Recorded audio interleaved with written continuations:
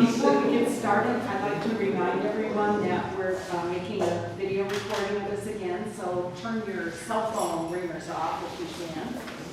And also, after the lecture, Marion Hansen will open up the museum.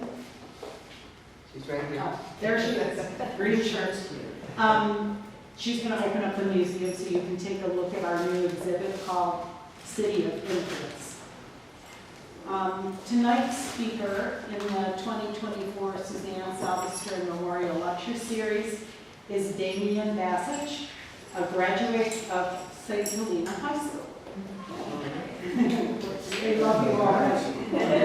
As a college student, Damian worked at the Bale Grist State Historic Park, where he developed a love for California history. As professor of Spanish American literature and culture at San José State University, he specializes in researching the history and culture of pre-statehood California, especially its Spanish and Mexican periods. Damian has a Ph.D. in Hispanic languages and literature from UCLA and is the host of the California Frontier podcast, which focuses on early California history. You can find his podcast at www.californiafrontier.net. So take it away, Damian.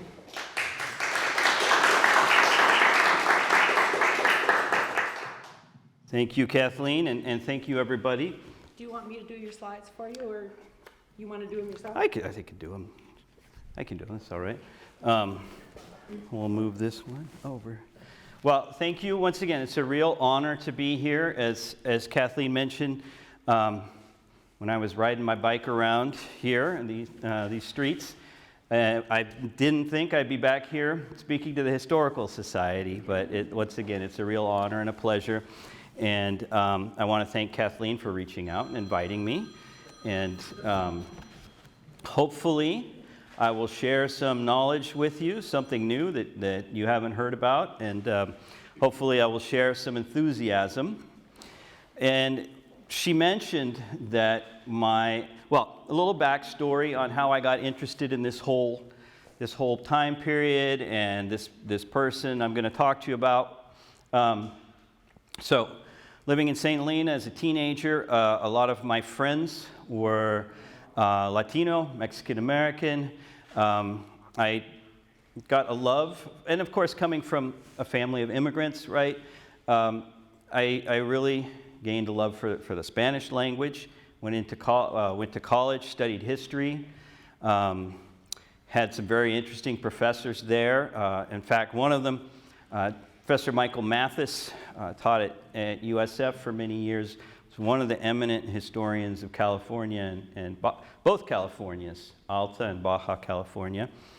He was quite a character. Used to dress like a Mexican federale, and regale us with stories of his time down in Baja, his Jeep breaking down, or having clandestine meetings broken up by Franco during the 50s in Spain. You know, real character. And then also gained a love of literature, and as I mentioned, went on to do a Ph.D. in Spanish literature, especially the literature of the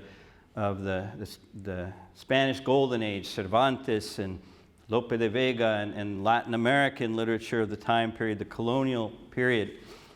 And then I happened to got my job at San Jose State, 2007, and I was poking around the library there. There's a room there called the California Room. And so I went up to check it out, and I was asking the attendant there if they had anything in Spanish, right? And lo and behold, they had he said, sure, we have this box full of documents. And they hadn't been translated, and he brought them out, and it was a bunch of documents from the Mexican era in San Jose, so the 1830s, 40s, and letters, correspondence, fascinating stuff once you started to decipher the handwriting and get into it. And that sort of opened the door to learning more about early California history, to be able to combine both the the literary, my love of Spanish language and deciphering old documents in California, where I grew up, right? So that's how I got into that. And of course, this person here, Gabriel Moraga, whom a lot of people, you've probably heard the name Moraga, right? There's the town Moraga, right, in the East Bay. But a lot of people don't know about him and his contribution to the history of California. And in particular, very few people know about his presence and his impact on the region north of San Francisco Bay, so between San Francisco and Fort Ross, Bodega Bay. So that's what I'm going to talk about today, is Moraga, a little bit about what he did, the impact he had on this region, and a couple of things that he is known for or that are credited to him, and to see the veracity around those. So to begin with, let's talk about who was Gabriel Moraga. So if you Google Gabriel Moraga, you will see a picture of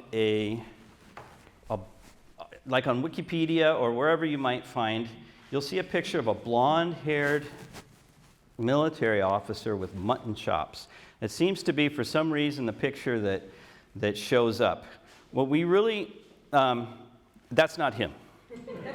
I sent the wrong version of the slide presentation to Kathleen. I had that picture, but that's not him. And we really don't have photos of these people because we're talking about the 1820s or earlier. But we do have some images of him, and this is an image that's on the entrance of the cathedral in Sacramento, the Catholic Cathedral in Sacramento, Cathedral of the Blessed Sacrament. And he is there because he is responsible for naming the Sacramento River, Rio Sacramento. And so let's talk a little bit about him. He is a soldier, explorer, Spanish, but Spanish in the sense that he was born in the Spanish Empire. He wasn't born in Spain. He was born in, well, I'll talk a little bit about where he was born, but in what is today southern Arizona.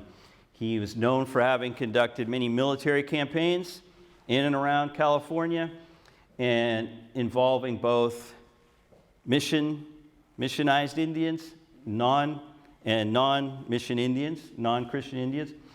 And he's probably best known for having explored what is today the Central Valley, all the way up into the Sierra Nevada.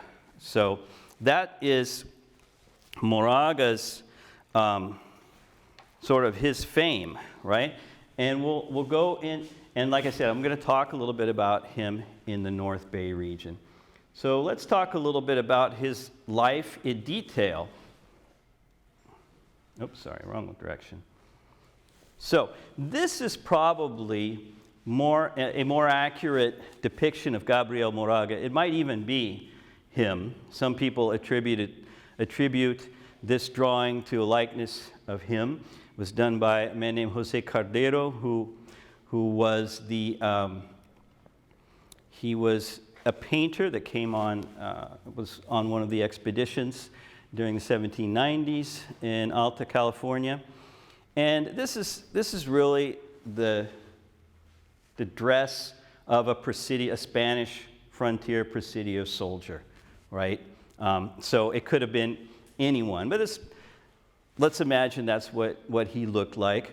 He's wearing the leather jacket, which they call the cuera, right? In Spanish, the leggings. These were made out of also buckskin or lambskin, and this long leather jacket, frontier jacket, made for two reasons. One, to protect you from arrows, several layers of leather to keep arrows from penetrating, but also the cactus, right? The desert cactus that if you've ever Like if you ever gone hiking around Anza Borrego down in San Diego County, and if you go out there, you'll find the little cactus that they will, unless you have really thick leather boots on, they'll go right through it and puncture your feet. So everything that the Spanish soldier at that time wore was to protect himself from arrows and from spikes and all sorts of things in the harsh realities of the desert.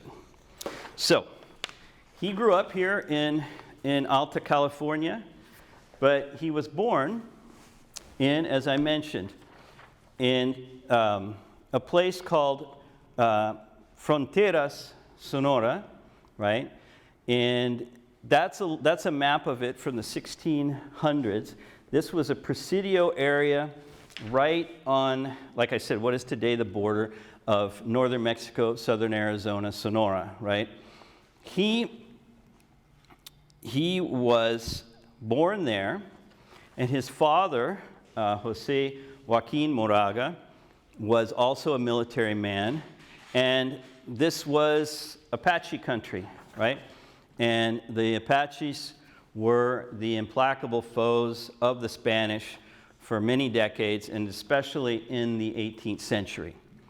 So he was born, let's see, he was born, I believe, in 1763. Thought I had it written down here. But he came to California, oh, that's right. He came to California later, after his father came. So, yes, his father, Jose Joaquin Moraga, was the right-hand man of Juan Bautista de Anza.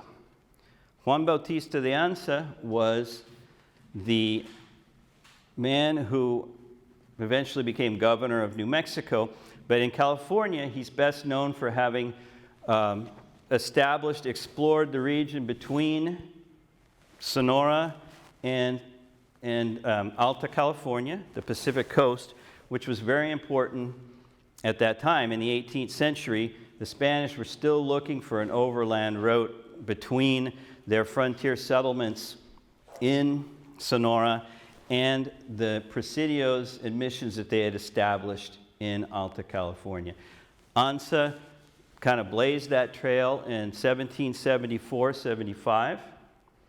He went back and gathered 60 some odd families and came overland with them, 200 some odd people, 1,000 miles, and walked and rode horseback from Tubac, Sonora, all the way eventually to what is today San Francisco. So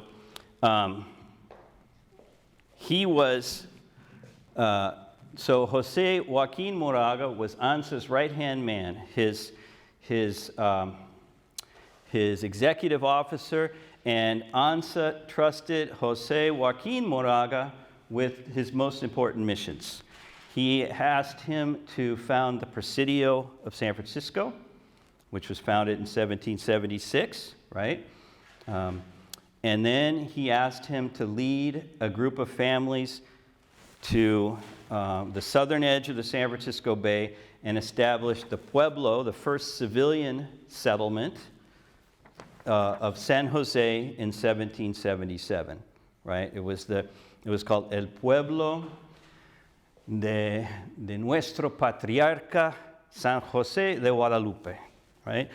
The town of our patriarch, St. Joseph, on the Guadalupe River, okay? So the first civilian, because as you know, the Spanish had established missions beginning in 1769 and presidios beginning in 1770, but all they didn't have families other than some of the families of the soldiers at the presidios. So this was the first big push to colonize Alta California. And Anza led those families. And when his father, Jose Joaquin, left with Colonel Anza and the rest of the settlers to come to Alta California, Gabriel was still a young boy, and he remained behind to take care of his mother. Okay? So Gabriel stayed there, and he came later in 1781 with his mother, and then they lived at the San Francisco Presidio. He was 16 years old when he came to Alta California. Okay? And both in Sonora at Fronteras and in the Presidio in San Francisco, he grew up an army brat, you could say. He grew up learning the tools of the trade and learning military lifestyle. That was what his father did. And so very early on, he enlisted in the Spanish Army, the frontier army of Spain, and rose through the ranks, eventually achieving officer status of lieutenant, or ensign would be in the Navy, junior grade. And he also had some important functions later on as a comisionado. So comisionado in the Spanish times here in California, even though you had civilian towns like San Jose, later Branciforte, which became Santa Cruz, right? They still were overseen by the military. So you had your alcalde, your city council, etc., the mayor, but ultimately they still because it was a frontier situation, they still reported to the military. So he did that at San Jose, and at Santa Cruz, he was the military overseer of the town. All right. So then later, that was his early life. Later is when he also progresses. He's promoted to lieutenant, and as a grown middle-aged man, he's stationed at Santa Barbara. In fact, he's buried at the mission in Santa Barbara. He died in 1823, and he was well known for his participation in the Mojave campaign. The native people in the border area along the Colorado River had a big uprising in the early 19th century. He was part of the military response to that, and he participated in many campaigns or actions, both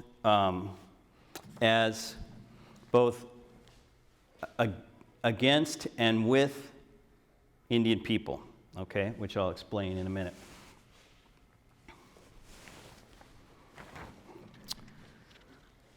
Before we talk a little bit about that, so before he got here to the North Bay, he is very well known around California also for his explorations. So in 1806, between 1806 and 1808, when he was stationed at the Presidio San Francisco, he was asked to scout out the regions east and north of the San Francisco Bay, and he explored basically what is today's Central Valley. And you got to remember, at the time, the Central Valley, the Sacramento and San Joaquin valleys, were a big swamp, right? So if you go there today, you see flatlands, orchards, fruit, more houses, railroad tracks, etc. But if you look at some old maps from even the 1830s, 1840s, 50s, you'll see that what is portrayed on the map of the Central Valley are swamplands, right? And in fact, they were known as the Tuileries, the Tulare region, because of all those tule plants, right, that grew in the swamplands. And so he explored that region all the way up into the Sierra Nevada, the Sutter Buttes. He is responsible for having named, as I mentioned, the Sacramento River. He named the San Joaquin River after his father, Joaquin, right, and of course St. Joachim. He named the Merced River after the Virgin Mary. He named the Kings River and Kings Canyon because they passed through there on January 6th, the Day of the Three Kings in the Spanish calendar. He also named the Calaveras River, the Mariposa River, and he explored the Stanislaus River, which he named the Guadalupe at the time and was later renamed. Right? So he is most well known for that, for his expeditions all over Central California. But we're going to talk a little bit about his expeditions to the North Bay, which most people don't know about. The visits we're going to talk about took place between 1810 and 1814, right? And this is during the time of the Russian presence on the coast. And that's really what sort of precipitated these visits. And when you think about it, it was the Russian activity that led to the colonization of California by the Spanish. So let's talk about this. The first big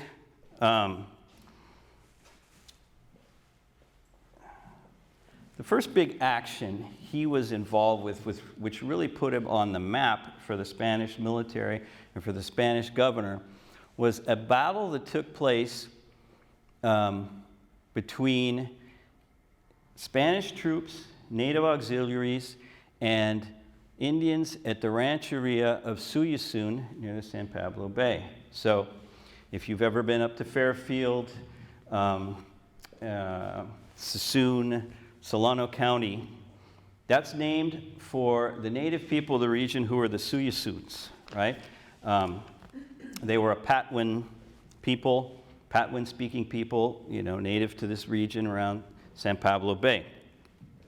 Now, this is an important event, and that, once again, this is what earned him a lot of fame in the Spanish frontier army, and it later sort of put him on the map in terms of giving him more and more responsibility. So I'm going to read a little bit about this battle that took place that he was involved with. So, according to a report which the governor of California received on June 5th of 1810, Moraga had gone out with 17 men to surprise the rancheria of Susanne, which I mentioned, right? The force included Native Americans from the mission, that is Mission San Francisco Solano, and as well as Spanish soldiers and at least one non-Christian Indian. So you got to remember, in the missions of Alta California, the native people who lived there weren't, the men especially, didn't just work as agricultural workers, but they also served as part of the militia of the Spanish. They were auxiliaries. So Moraga had Spanish troops under him as well as native auxiliaries from the mission, right? And they were going to surprise this village, which evidently had been, they had hostilities with. And this is a very famous case, and it gets, it comes up later in history, and we're going to talk about it. But basically, in so many words, so they had a long pitched battle, and eventually Moraga and his troops got the upper hand. And a number of the Susannes, whom they were fighting, retreated into some of their houses that they had built. And the Mission Indians who were with Moraga shot arrows into the houses, and caught them on fire. And rather than come out, or they didn't come out, and their huts were burned, and they died in their houses, right? And so Moraga, evidently, he was surprised at the fact that they didn't come out, but nevertheless, he was promoted for having won this battle and for having this outcome, right?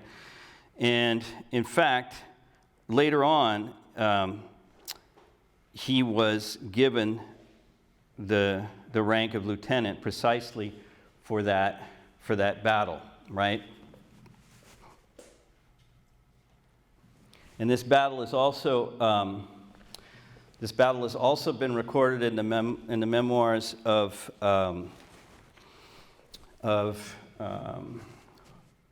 what's his name? Sorry, in one of the memoirs that was recorded by Bancroft's scribes when he did his history of California. Oh, Amador, right? Jose Maria Amador was one of the soldiers who participated. He also talks about that in his memoirs. So this battle becomes the defining moment in Moraga's career. Now, some scholars believe that the episode has been distorted, either to pump up Moraga and the people who were there, or to show how brutal the Spaniards were. But this is the historical record that we have, right? But later on it comes up again, and I'll tell you why. So he wasn't just a soldier. Part of the reason that, well, he was a soldier, but part of the reason that he eventually wound up coming further out to this western region of north of San Francisco Bay was for diplomatic reasons, both military and diplomatic reasons. And as you know, military and diplomatic things often overlap, right? So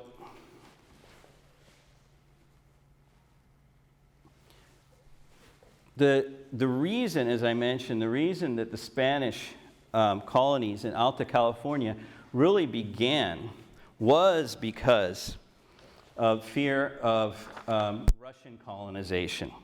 So you have to think of it this way. Prior to the 18th century, right, if we think about the Pacific, you know, between 1519, when Cortez arrives in Mexico, and, you know, 1768, the Pacific was basically a Spanish dominion. It was a Spanish lake, as they used to call it. The Spanish had control of the Pacific for all intents and purposes. The Manila galleons would go between Monterey, between San Blas, out to the Philippines and back, maybe even as far as Japan. And they really had the monopoly on trade in the Pacific, right?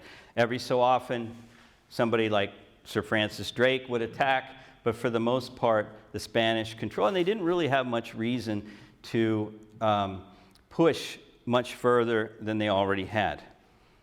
But in 1741, Russian explorers come to Alaska, right? And Russian fur hunters begin to go down the Pacific coast. And by 1768, the King of Spain, King Charles III, tells the Viceroy of New Spain that rumors are that the Russians want to establish colonies on the Pacific coast of North America. We've got to do something, right? And that's when what was called the Sacred Expedition goes north from the tip of Baja California and eventually establishes the first missions in Presidios. So that's basically all that happens, right? The Spanish established several missions up and down the coast, but there's not much more that takes place regarding Spain and Russia. But in the 19th century, things begin to change. In the 19th century, things begin to change. As I mentioned, Alta California is mainly a spot, and that's why Monterey Bay was so important. The Manila Galleon on its way from Mexico across and back could stop for resupply and keep going. But that was the main function of California, Alta California, in the Spanish mind. And then, as I mentioned, rumors of Russian expansion prompt Spanish action. So here's our timeline, however. 1810 is when Spanish and Russian contacts begin on the Pacific coast of California. And then the first visit to the Russian colony takes place in Fort Ross in 1812. There's a second visit in 1813, and the final one in 1814. And this is all thanks to Lieutenant Moraga. Well, this is a map actually done by the U.S. Army at the time of the annexation of California, but you can see the important outposts: Monterey, Santa Cruz, San Juan Bautista, Mission Santa Clara, Yerba Buena, which would become San Francisco Bay, San Pablo Bay, Sonoma, Bodega, right, Sacramento. So this is all Moraga's territory, right? Moraga's exploratory territory. All of these areas are sort of mapped out thanks to him. So then let's talk about how he winds up coming to this area. His first foray is actually thanks to a rumor about Russian illegal fishing, right? In September of 1810, it was said that some fishing canoes had been sighted on the bay, and it became a matter of concern for Spanish officials, right? Moraga was sent to go explore the area around Bodega Bay, and he left 8:30 p.m. on September 23rd, right, on September 22nd, and then they arrived at what was probably Tamales Bay, right, and they encountered the village, the rancheria, of a place of a population of natives under a chief called Yolo County, you probably heard of. And Yolo told Moraga and his men that there was a ship anchored off of the bay, and it seems that they had been, that there was some fishing going on there, and in fact, that there were Aleut native people there involved in fishing. So Moraga goes to explore, and sure enough, he actually doesn't find any Russians. They find an American schooner. They find some Americans hunting deer, and they found that their ship was in trouble, and they were off hunting. So the Spanish basically helped them carry the 2 stags that they had shot and dressed them, and they got along swimmingly with the Americans, evidently. The crew consisted of about 60 men, some of whom were housed in some buildings that they had built offshore, and they had some small fishing boats for otter hunting. So this is sort of a premonition of things that would come later, as otter hunting became very important on the coast of California. Both Americans, Russians, Spanish, sending otter pelts to the Far East, and of course other things. Eventually the opium trade sprouted. You can hear, a little plug for my podcast, you can hear a wonderful episode with Dr. Marie Christine Dugan from Keene State University, talking about the otter trade in the Pacific and how it crossed with the opium trade, all these things that were going on in that time period. You should listen to it. So anyway, he went and explored the area around Bodega Bay, found the natives told him that the river ran into the sea further at a big inlet, and he found some deserted Indian villages, and he turned around and went back towards San Francisco on October 1st. But on the way back, he was approached by another group of native people who had heard what happened with the Suyasud Indians off the Carquinez Straits, and that they said that they wanted to become allies of the Spanish for that reason. And he continued on for 4 more leagues, and they arrived at the Great Plain, which they named the Plain of St. Francis Solano, San Francisco Solano, great flat area, which eventually became the site of the Sonoma Mission. So they arrived back at the Presidio of San Francisco at the beginning of October, but this exploration was key. It was really sort of the first Spanish overland opening of that trail between San Francisco and the Sonoma region. Okay, now, that's not the last time he goes. Just a couple of years later, he would be asked to return, right? This is Ivan Kuskov, who was the head of the Russian-American company at the time. So in 1812, right, and you have to remember that this is a time, well, it should give you a little background. This is a time in Spanish and Mexican history when there are independence movements going on in Mexico, in what is today Mexico, and because of this, the Spanish have stopped sending supply ships from Mexico up to Alta California, okay? So things are very tight, right? Things are, they're not getting resupplied from Mexico. The missions are not producing enough material, or the missions are working double time to produce material to also support the presidios. So it's a very difficult time in Alta California, especially for the Spanish. But in July of 1812, the commander of the San Francisco Presidio, Commander Arguello, right? If you've ever been on Arguello Street, you recognize that name. That's another fun thing about studying the history of California. All those names, you drive up 19th Avenue in San Francisco, Noriega, Arguello, all those names, Ortega, they all make sense. You know who they're referring to. But Commander Arguello received reports that Russian fishing canoes had been seen on the bay. And he had heard that an actual Russian vessel was anchored on the beach north of Bodega. And so Moraga was sent with 7 men to investigate, and he came back on September 1st and reported that the vessel was a small schooner that was stranded or beached for repairs, and that there were 80 men under the command of Ivan Kuskov who were in great want of food, right? They were basically starving.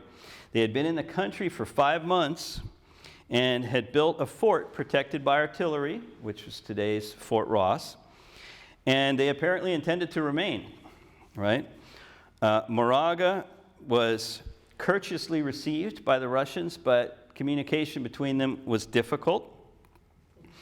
And on his return, he was sent to Monterey to go talk to the governor and explain what was going on. But we learned one thing is that Kuskov and his men desired to trade for grain, meat, and tallow. So at the time, the Russians and the Spanish had an agreement that they would leave each other alone, but the Spanish claimed the area all the way up to what would be the Oregon border, right? So this first meeting and this idea of having some trade was basically against the rules. But both the Spanish and the Russian colonies were in difficult circumstances, so things began to proceed, thanks to Moraga. So 1812, as I mentioned, he returns with letters of interest in trade, and the next year he's sent back to talk to the Russians, right? So in January of 1813, Moraga was sent back to Fort Ross, and there he once again spoke to Kuskov about trade, and he returned on January 27th bearing a letter in which there was not a word about any trade between the Russians and the Spanish, but the letter talked about the fact that the Russians were there, that they were building this colony. But nevertheless, The Russian archives, the Russian letters state that Moraga on his second visit brought not only 20 cattle and 3 horses as a gift, but also the verbal announcement that the governor had consented to an exchange of commodities, right? And that the Russian-American company's vessels should not enter the ports, but they could transfer goods on boats. So they began to trade bread, other types of other materials, and the viceroy in the meantime learned indirectly that the Russians were at Bodega Bay, and on July 9th he wrote to Governor Arriaga instructing him to observe closely the movements of the strangers and to ascertain their designs. Of course, he didn't know that Arriaga had been observing them very much so up until that time. And 3 weeks later, having learned of the true state of the affairs, the viceroy wrote again enclosing a copy of the treaty between Spain and Russia and told the governor that he was to be notified at once that the company's occupation of Spanish territory was a clear violation of the treaty. So Moraga then is sent to again talk to the Russians. He has to warn them that they're in violation of the treaty. So what happens? Well, the Russians basically said, you know, we don't really understand Spanish. Okay? It's hard for us to understand what you're saying. And indeed, they sent a bunch of gifts back to the Spanish governor, and they asked for more grain. And they also said, hey, by the way, you can keep the nice tent that we gave you, right? And by the way, would you please release the prisoners that you have? So so in the end of the day, eventually, Moraga was forced to. Obviously, the Russians never left Alta California until 1841, when they sold Fort Ross to John Augustus Sutter. But fortunately, thanks to Moraga, the relations between the Spanish and the Russians remained peaceful, even though the viceroy eventually said, okay, well, no more trade. But we know from documents that for a good deal of time later, trade was still going on between Fort Ross and San Francisco Presidio because, of course, both of those two colonies were having difficulties in keeping afloat, which makes sense. So Moraga was very much a diplomat and able to develop friendships and trade relationships, which were very important to the history of California at that time. Now, these trips had some important results and some things that have kind of become almost legendary, and I'm going to talk about those right now. The first one is the location of the mission San Francisco Solano in Sonoma, right? And then the second, and you know how likely it is that he actually found that location. And the second is the capture of someone known as Chief Solano, who you might have heard of. So let's start with the location of Mission San Francisco Solano. And there's Mission San Francisco Solano in Sonoma, in the town square there. So how was that? Normally, the credit for finding that location is given to, Father Altamira and Sergeant Ortega in 1822-23. But clearly, because of Moraga's travels, that area was also well known at the time. And there were previous explorations of the North Coast. In 1542, Juan Rodriguez Cabrillo, we know he got as far at least as Point Reyes. and the Spanish explorer Bodega y Cuadra went all the way up. He helped provide the name for Bodega Bay. He went all the way up as far as Vancouver, BC. So the Spanish had gone by sea up along the coast, but by land is another thing. Okay, so did he help establish the location? So after the first reconnaissance of 1810, right, they explored the areas all around the Russian River, the Laguna de Santa Rosa and Santa Rosa Creek, right? So they explored that whole area. And from there, they returned to the Presidio via what they called the Plain of San Francisco, right? Which was where Mission San Francisco Solano was founded 13 years later. And in fact, one of the historians of Sonoma says that it was probably thanks to him that the location of Mission San Rafael was established as well, thanks to those trips that he took, right? In fact, Father Mariano Payeras, who was the president of the California missions at the time that Mission Sonoma was founded, he said, and he visited Fort Ross in 1822, he said that before that, only Lieutenant Moraga had traveled north of the Petalumas, right? And so even though Moraga was already stationed down in Santa Barbara at the time that Mission San Rafael was founded, he was most likely, thanks to him, that they found that location. And this is a great map. You can see the different explorations that took place in the 19th century. And here is Moraga's 1813 trip. So it doesn't go all the way down to San Francisco, but if it starts at the area of San Rafael, you can see he skirts the bay here. Olompali, which is Novato, today's Novato, to where Petaluma is. And this spot, Dos Piedras, is where Stemple Creek is. I don't know if you're familiar with that. There's a dairy there and ranch. But that was a place that they think that the Spanish, it was a Native American village location, but the Spanish also used it as a place to spy on the Russians because it's sort of a choke point where two sort of rocks come up, Dos Piedras, come up out of the ground. You have to go through them.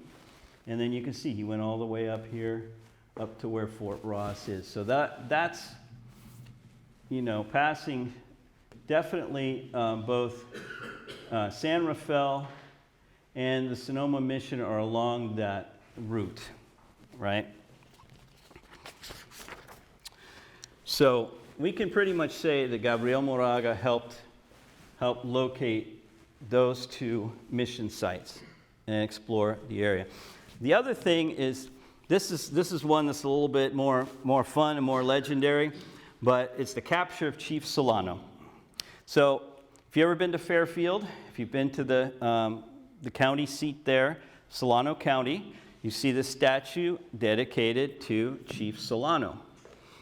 And Chief Solano was a Patwin chieftain from the area around,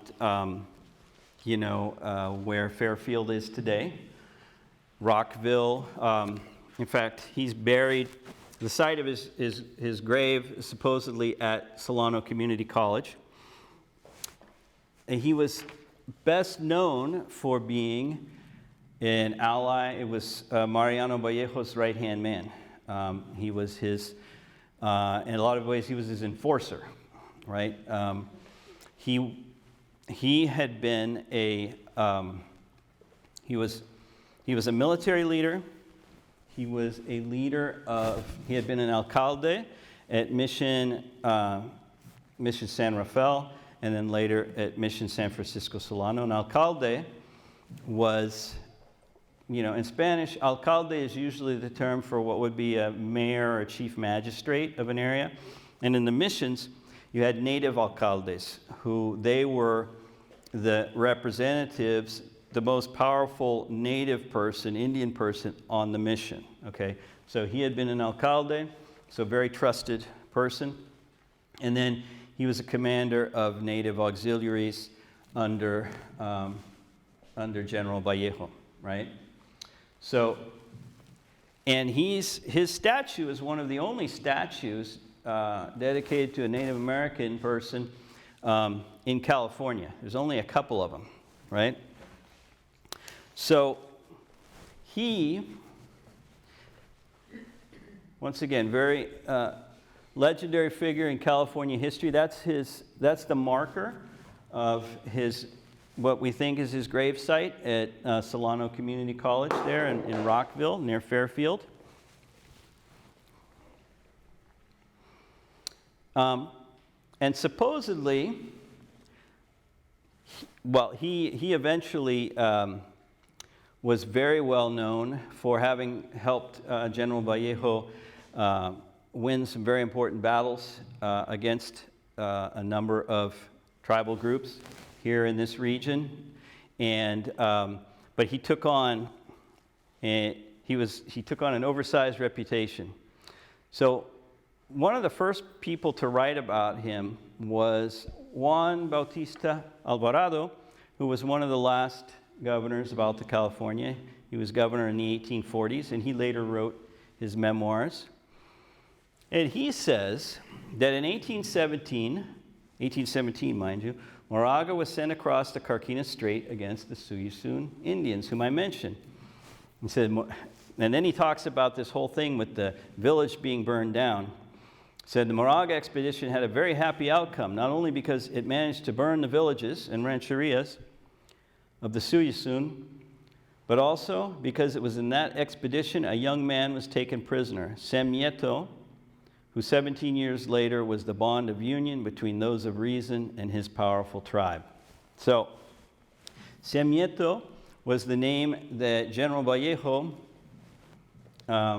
attributed to Chief Solano. So back up a little bit.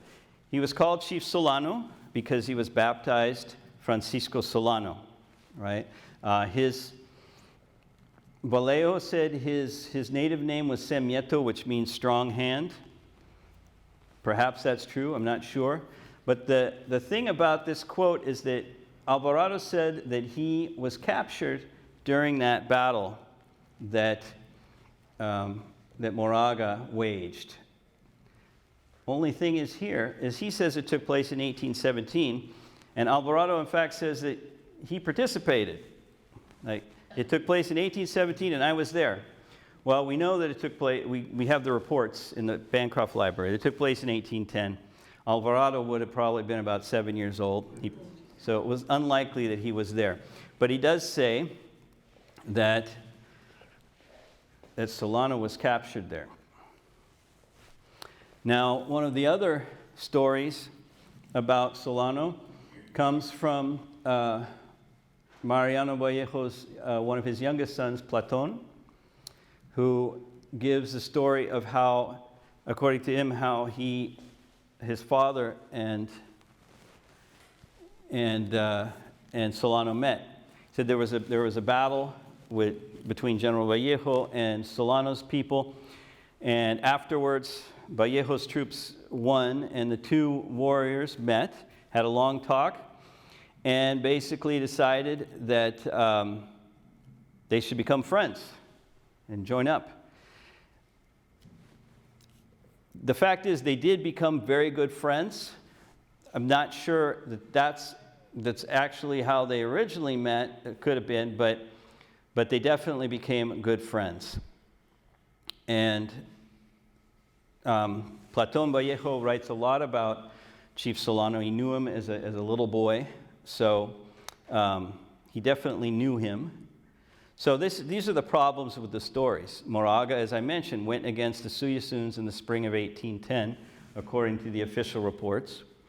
And then Chief Solano does seem to have been baptized at Mission Dolores in 1810, but the name that's given there was Sina, not Sem Nieto, or Sem Nieto, but that's what Vallejo said.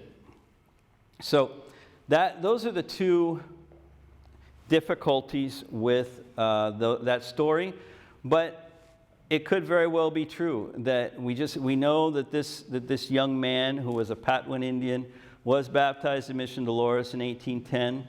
So it may very well have been that he came back to the mission as one of the prisoners from that battle. What can we say then about Moraga and his role?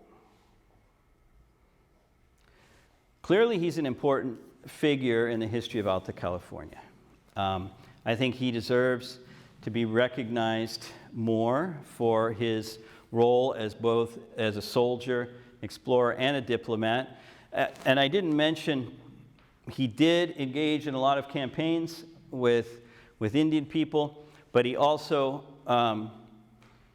had very good relationships with many of them, as any sort of soldier, warrior, diplomat might have. In peace and in war, the roles get mixed, right? But he definitely should be better known.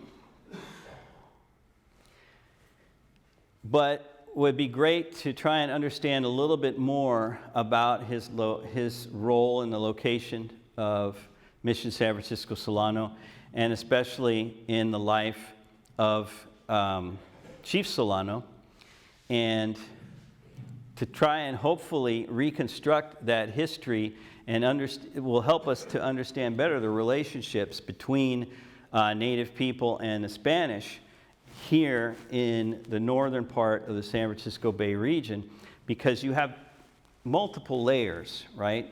You have multiple layers of Native people who were continually at war with the Spanish. You have people who were allied at one point or not. You have people who were in the missions who were definitely allies with the Spanish. And of course, that whole constellation of relationships takes on another form when General Vallejo is in charge of this whole region. So there's still a lot to be understood, and hopefully it will be. So this paper I originally gave last year at the California Missions Conference, and then I've also given it at the Sonoma Valley Historical Society. And I'm very grateful because a lot of the information and help that I got was from some wonderful people, including Dr. Glenn Ferris, who is the expert on Fort Ross. If you want to know, he's written a number of books about Fort Ross and the Russian settlement there, and he's an archaeologist. He passed me a lot of good information.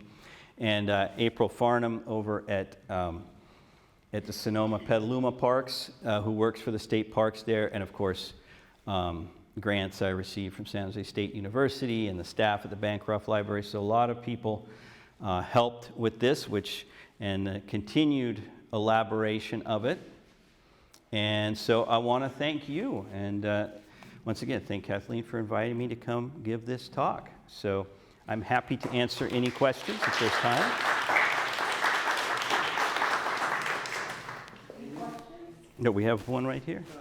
This Dos Piedras, as my curiosity, is it like west of Healdsburg in that area? Where's Dos Piedras? Yes. Oh, is it west of Healdsburg? I'll have to grab my note. It's, okay, let's see here. So Stemple Creek is out there. It's out past Petaluma area, exactly. Two Rock, yeah, it's known as Two Rock today, exactly, yeah.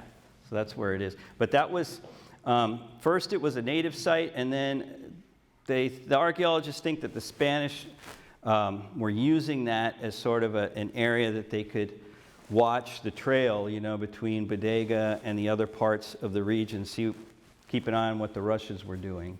And they think that there may have been sort of a barracks or some sort of outpost there that the Spanish had, but it hasn't been fully studied yet. Yes? Is there any evidence that Moraga came through Napa Valley? I don't know yet. I have not found anything. I haven't seen anything. That would be really interesting if it were true. But from what it looks like, it just seems that he was further, that he traveled that route more on the western side, right? But it'd be interesting to know if he came through here. I don't know.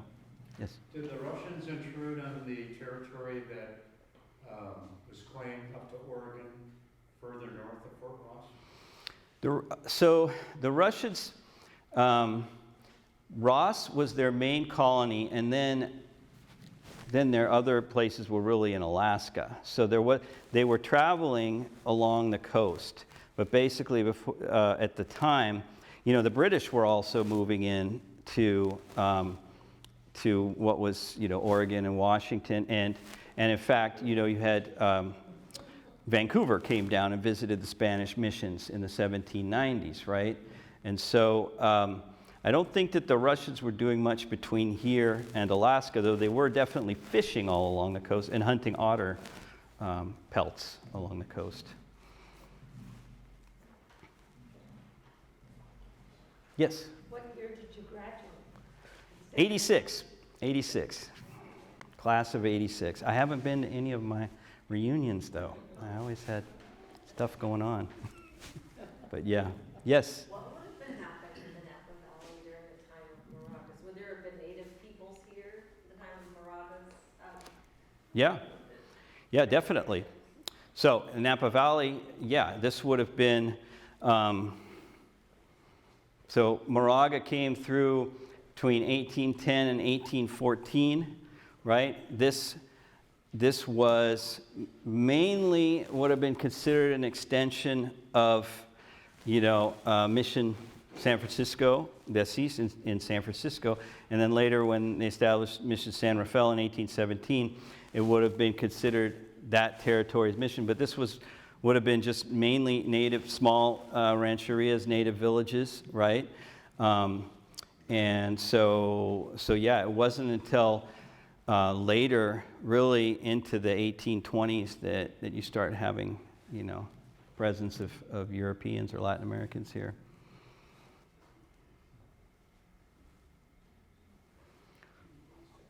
All right, well, I hope you enjoyed it, and I want to thank you. Not seen the new exhibit next door. You can go through it in maybe 15, 20 minutes, and Miriam is going to open it up in case you're interested in seeing. Thank you.